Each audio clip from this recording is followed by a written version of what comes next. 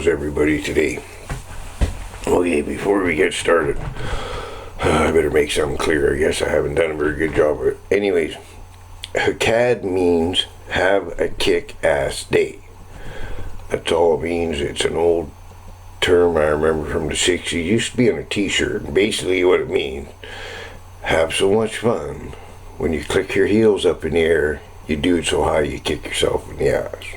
Okay? So, all my old subscribers didn't do that, and all new subscribers, well, now you know.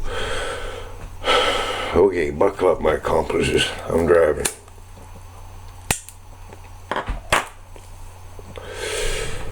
Okay, if you've seen my video on this China screwed, whatever, some of the things I was saying. Now, especially about the Three Gorges Dam and all the flooding, well, they're flooding everything downstream. They have no choice, or that dam will burst.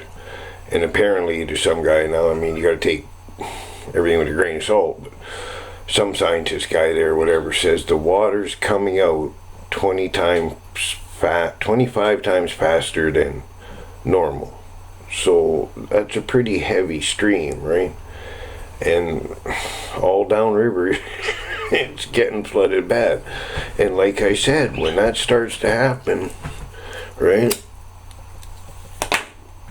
we haven't really heard anything about between China and India since I think the last one, when a bunch of them got killed or whatever. There hasn't been too much saber rattling. Like I said, China's in big trouble. They're in really big trouble. There's starting to be runs on the banks, but I mean, they can stop that easily, but there's starting to be people starting to take their money out of the banks like you had here in the Depression, right?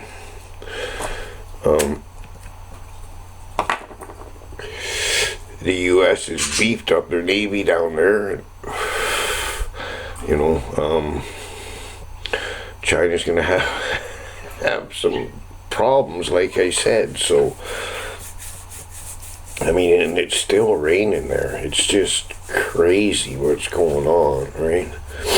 And if that dam breaks, like I said, there's going to be really big problems. Now, these concentration camps. Now, I watched the video on it, and apparently it's the only video, but I watched it, and it was supposed to be a drone. Well, it looked pretty stationary to me. It looked like it was being taken from a building.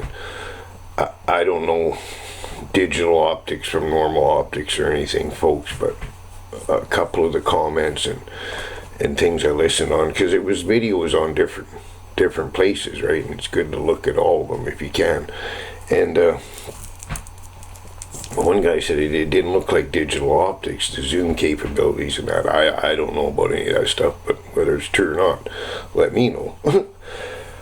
So, they had all these guys down on their knees. I think they were handcuffed behind their backs, blindfolded, with a bunch of guards around them on a platform, loading them into a train. Well,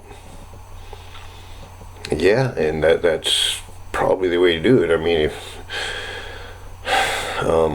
they might not do the same thing here, but pretty close. Anyways, and all these people had their heads shaved. Now, they're saying they were shaving their head to sell it. Well, I seen a thing a couple months ago, I think it was, on a container of human hair that got stopped at the border or coming into the States somewhere. Well, there's two sides to look at that shaved head thing. One, they shaved their head to stop lice and that, which makes perfect sense to me, and then decided to sell the hair. Or you can say they harvested the hair on purpose. But I got a feeling more their heads were shaved because of the lice problem, and then they just profited from the hair. Why wouldn't you, I guess, right? So that's the way I look at it, but obviously it was done, right? So,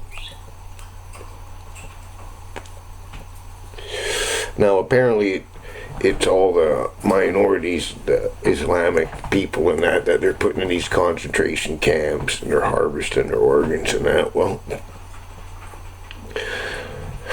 it wouldn't surprise me.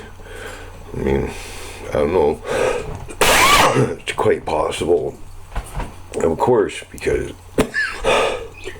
sorry, God, there's all kinds of info out there on what's happened to people, right? In India too, and stuff like that, and probably here too, folks, right? So, and it's about 1 million people apparently that are in these concentration camps. Well, out of 1.3 billion or some fucking thing, that's a pretty small percentage. I'm not saying it's right. I'm not saying it's right at all, but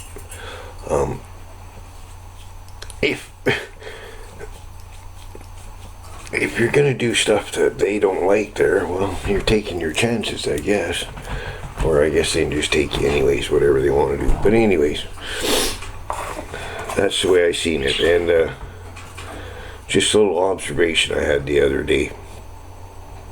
I was watching some videos on Woodstock, and because I was looking into a little bit of Santana when he did his, he was on acid, and I'd seen him talk about all that stuff. Anyways, they had Jimi Hendrix was there and played the Star Spangled Banner.